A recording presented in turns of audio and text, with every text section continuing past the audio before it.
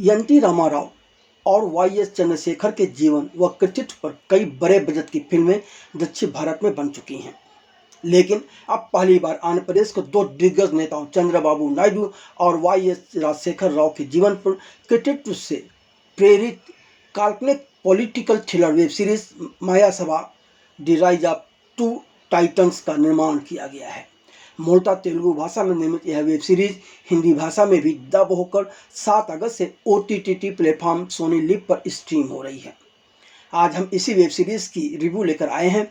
Web series Maya सभा rise of the titans की शुरुआत चिर परिचित अश्रुकरण के साथ होती है कि वास्तविक जीवन लोगों से कोई भी समानता पूरी तरह से संयोग मात्र है। फिर भी इसके पात्रों और अविभाजित आंध्र प्रदेश को आकार देने वाले राजनीतिक दिग्गजों के बीच समानताएं खींचने में देर नहीं लगती। अभिनेता से नेता बने एन.टी. रामाराव, डॉक्टर से राजनेता बने वाई एस चंद्रशेखर रेड्डी और वर्तमान मुख्यमंत्री एन चंद्रबाबू नायडू और कई अन्य लोगों की गोंद पूरी कहानी में गूंजती है।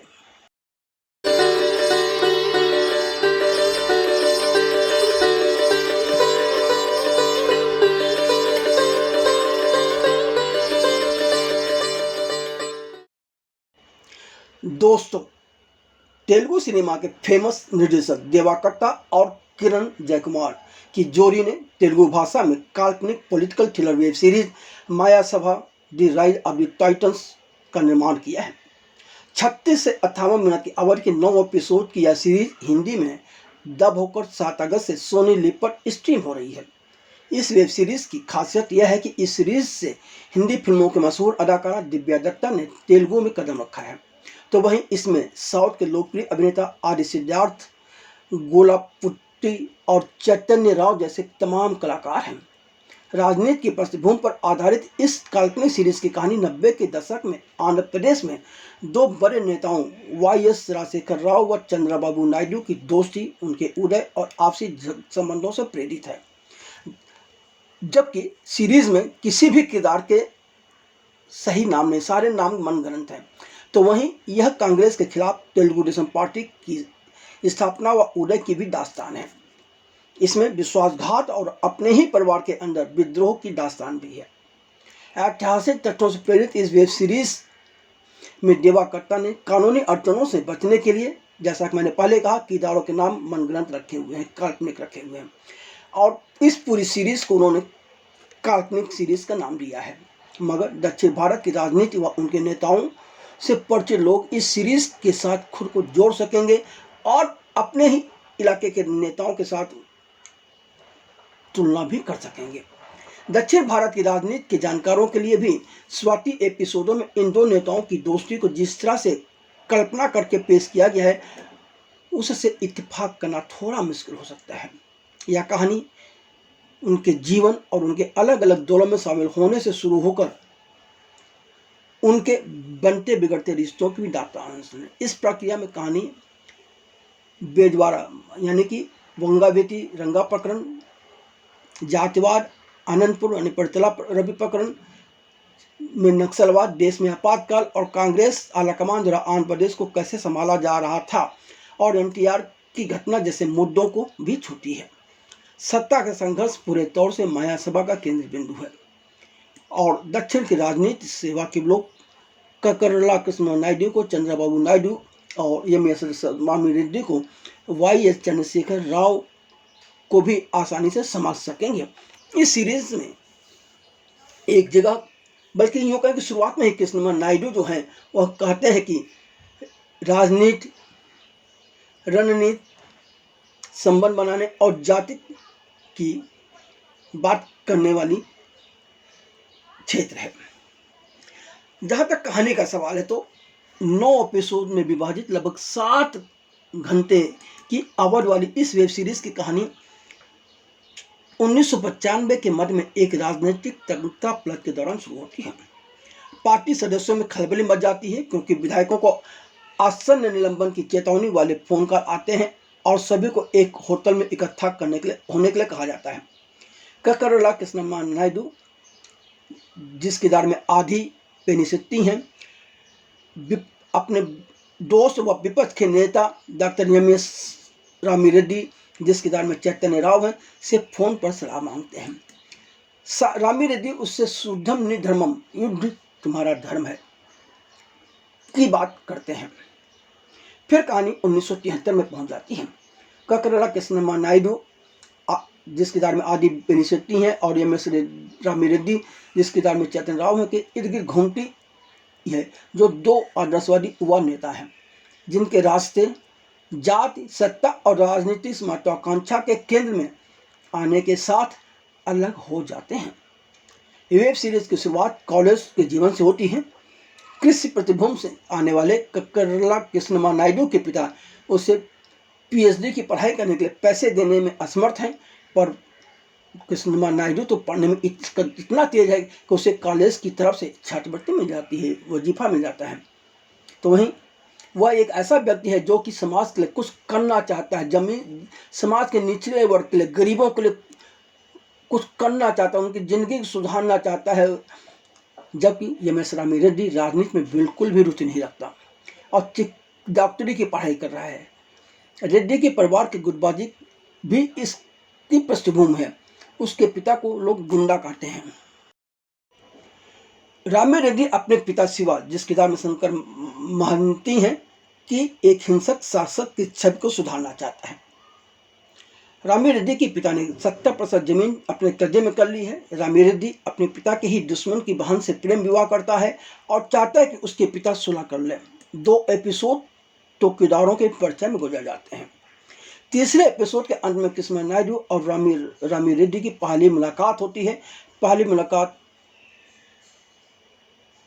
के बाद कहानी चौथे एपिसोड में पहुंच जाती है और देश की प्रधानमंत्री इरावती बसु इस किरदार में दिव्या दत्ता है, राष्ट्रपति पर दबाव डालकर देश में आपातकाल लागू कर देती हैं। वह सुप्रीम कोर्ट के मुख्य न्यायाधीश को भी जेल में डालकर उनकी जगह न्यायाधीश नियुक्त कर देती हैं। प्रधानमंत्री इरावती बसु के बेटे संदीप बसु इस किरदार में शकुल शर्मा है द्वारा नसबंदी व अन्य चीजें जबरन ला दी जाती हैं। परिवार नियोजन यानी कि नसबंदी के मसले पर कृष्णा नायडू व रामी रेड्डी पहले अलग अलग विचार रखते हैं, क्योंकि दोनों अलग ढंग से सोचते हैं। रामी रेड्डी इसे गलत मानता है, जबकि कृष्णा नायडू का मानना है कि यह नसबंदी हो जाएगी तो जनसंख्या घटेगी तो गरीब कम होंगे और जो लोग बचेंगे उनको सुविधाएं मिल सकेंगी। पर जब दोनों आपस में बहस करते हैं तो दोनों इस बात पर सहमत हो जाते हैं कि नहीं, नसबंदी नहीं की जानी चाहिए। इस तरह एक अलग राह निकालने के साथ ही दोनों दोस्त बन जाते हैं। जैसे जैसे कहानी आगे बढ़ती है, गरीबों की सेना नामक एक नक्सली समूह का भी उदय होता है। इरावती की मनमानी के खिलाफ आक्रोश और सत्ता के नशे में चूर विभिन्न राजनेताओं के बीच व्याप्त गुटबाजी भी सामने आती है। कम से कम एक संभावित मुख्यमंत्री वास्तव में नशे में है जब इरावती उसे मनमाने ढंग से मुख्यमंत्री चुनती हैं। 5वें एपिसोड के मध्य में यह दोनों कांग्रेस की राजनीति में प्रवेश करते हैं। कांग्रेस यानी कि IDBF सीरीज में नाम है। 6वें एपिसोड में यह दोनों अब आम लोगों के बीच अपने पैर बनाने के लिए काम करते हैं। उसके बाद IDF में गंदी राजनीति, कांग्रेस आलाकमान यानी कि IDF आलाकमान की लौह मुट्ठी, IDF में रहते हुए कृष्णा नायडू और रामी रेड्डी का उदय और सरकार में मंत्री बनने की कहानी चलती है। इसी के साथ तेलुगु फिल्मों के सुपरस्टार रायपत चक्रधर राव उर्फ RCR इस किरदार में साई कुमार हैं की भी कहानी शुरू हो जाती है। कृष्णा नायडू RCR के दूसरे नंबर की बेटी भुवनेश्वरी से विवाह करते हैं। फिर अंजैया का एपिसोड आता है तथा RCR केंद्र की सरकार यानी कि इरावती बसु की सरकार, IDF की सरकार को चुनौती देने के लिए अपनी नई राजनीतिक पार्टी रवि तेलुगु पार्टी का गठन करते हैं और आंध्र प्रदेश में चुनाव लड़ते हैं और उनकी पार्टी सबको पछाड़कर आगे निकलती है और वह मुख्यमंत्री बन जाते हैं। पर इस चुनाव में कृष्णा नायडू चुनाव हार जाते हैं और बुरी तरह हार जाते हैं। फिर अपने ससुर RCR के ही कहने पर वह उनकी पार्टी ज्वाइन कर लेते हैं। इसी के साथ कृष्णा नायडू और रामी रेड्डी एक दूसरे के दुश्मन हो जाते हैं, पर राजनीतिक रूप से यह दुश्मनी हुई है, उनके बीच की दोस्ती नहीं टूटती। उसके बाद माया सभा के दूसरे सीजन की झलक पेश की जाती है, जिसमें नजर आता है कि वह किस तरह कृष्णा नायडू एक दिन अपने ससुर आरसीआर का तख्ता पलट कर देता है।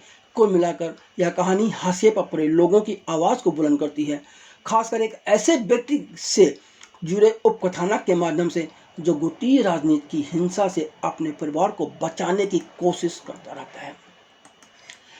आइए अब बात करते हैं कि series Maya Sabha the rise of titans के प्लस और माइनस पॉइंट क्या है। भाई देखिए, प्लस और माइनस पॉइंट इसलिए जानना जरूरी है कि यह एक गंभीर विषय वाली सीरीज है जिसमें मनोरंजन बहुत कम है, और यह सीरीज बहुत लंबी है, तो इसे देखने के लिए आपके अंदर साहस होना चाहिए और कहीं ना कहीं संयम होना चाहिए, तभी आपको मजा आ सकता है। आप राजनीति के उतार चढ़ाव, राजनीति और समाज पर उसका किस ढंग से असर होता है, एक स्वच्छ सभी का नेता राजनीति में जाने के बाद क्यों बदल जाता है, यह भी आप समझ सकेंगे। जी हाँ, फिल्मकार ने इस सीरीज में 70 के दशक के बाद दक्षिण भारत में जातिगत राजनीति, आपातकाल, उस दौर में आम आदमी के संघर्ष, नक्सलवाद के उदय और दमन के साथ ही अमीर और गरीब के बीच असमानता जैसे मुद्दों को उकेरने का प्रयास किया है।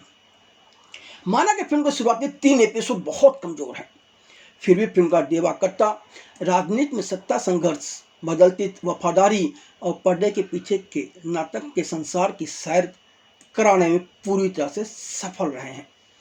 कुछ मानवीय कहानियां व्यापक राजनीतिक आख्यान में भावनात्मक गहराई भी लाती हैं। नेक इरादे से बनाई गई यह सीरीज पटकथा की कुछ कमजोरियों को चलते दर्शकों को पूरी तरह से आनंद लेने से रोकती हैं। ये बात मैं पहले भी कह रहा हूँ और फिर इस बार इसको दोहरा रहा हूँ। फिल्मकार ने एक साथ ढेर सारे विषयों, पात्रों और घटनाओं का समावेश कर उनका जो प्रभाव होना चाहिए वह कमतर कर दिया है। कुछ किरदारों का तो सही ढंग से विस्तार ही नहीं किया गया। अब कॉलेज में कृष्णा नायडू की प्रेम कहानी का चित्रण जो किया गया वह समझ से परे है, क्योंकि यदि इस कहानी को हम इस सीरीज से हटा दें तो भी इसका कोई असर नहीं कहानी पर पड़ता, क्योंकि इसका कहानी में कोई योगदान ही नहीं है। यह जबरन ठूसा हुआ वो कहानी है। जी हाँ, यही सच्चाई है। फिल्मकार ने कॉलेज राजनीति का गहराई से चित्रण नहीं किया है, बहुत ही सरसरी निगाह से कॉलेज की राजनीति को पेश कर और आगे बढ़ गए हैं, जबकि रामारेड्डी की प्रेम कहानी समुदाय को प्रभावित करने की बात समझ में आती है, लेकिन रामारेड्डी का प्रेम और विवाह वाला ट्रैक भी कहानी में पूरी तरह से फिट नहीं बैठता। यह लेखन और निर्देशन दोनों की कमजोरी का प्रतीक है। नसबंदी यानी कि परिवार नियोजन वाला जो पक्ष है उसको जिस अंदाज में फिल्माया गया है वह बहुत ज़्यादा उस वक्त की जो त्रासदी थी, जो यातना थी, जिस ढंग से लोग उस दौर से इस यातना से गुजर रहे थे, वह उनकी जो पीड़ा थी वह उसे उभार नहीं पाता है। इसको फिल्माने के लिए भी कुछ मेहनत की जानी चाहिए थी। कृष्णा नायडू और रामारेड्डी की दोस्ती को फिल्माकर फिल्मकार ने इस सीरीज में यूएसपी की तरह उपयोग किया है, लेकिन इनकी दोस्ती के घटनाक्रम अतिशयोक्ति से भरपूर और अति काल्पनिक व अति नाटकीय हैं। निर्देशक देवा कट्टा ने कई अवसरों पर जात की अवधारणा का उपहास भी किया है और पाखंड तथा जातिगत मुद्दों पर सवाल भी उठाए हैं। फिल्मकार ने जात के आधिपत्य और जात की राजनीति को उजागर करने में अपनी तरफ से कोई कसर बाकी नहीं रखी है, और यह हर जगह साबित किया है पूरी तरह से कि नेता राजनीति में अपने वर्चस्व साबित करने के लिए किस तरह अंततः जात की राजनीति करने के लिए मजबूर हो जाता है। सीरीज में कम्मा और रेड्डी दोनों समुदायों के मुद्दों पर सवाल किए गए हैं, ऐसा नहीं किए गए हैं। फिल्मकार देवा कट्टा ने सीरीज में जातिगत पिरामिड द्वारा उत्पन्न जीवन के अंतर्विरोधों को बाखूबी उजागर किया है, जहां प्रत्येक स्तर अपने से नीचे वाले पर अत्याचार करता है। यह चक्र नीचे से ऊपर तक जारी रहता है जिससे एक प्रमुख श्रृंखला बनती है। हालांकि फिल्मकार ने भी इस बात को साफ दिखाया है, चित्रित किया है कि जब सत्ता की बात आती है तो वहाँ जब लोग धन प्राप्त करते हैं तो किस तरह जात की परवाह के ना बिना कम से कम ऊपरी स्तर पर दिखावे के लिए दूसरों के बराबर नीची जात की, दलित जात के लोगों को भी बराबर का दर्जा दिया जाता है, और यह महज कहीं ना कहीं वोट राजनीति का एक हिस्सा होता है।